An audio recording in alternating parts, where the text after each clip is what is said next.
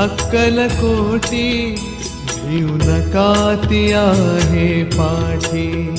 माझी आई अक्कलकोटी भिऊ नका ती आहे पाठी।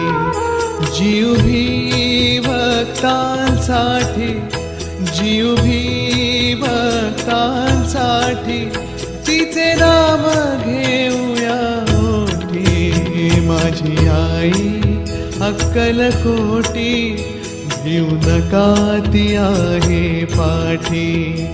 माझी आई अक्कलकोटी भिऊ नका ती आहे पाठी।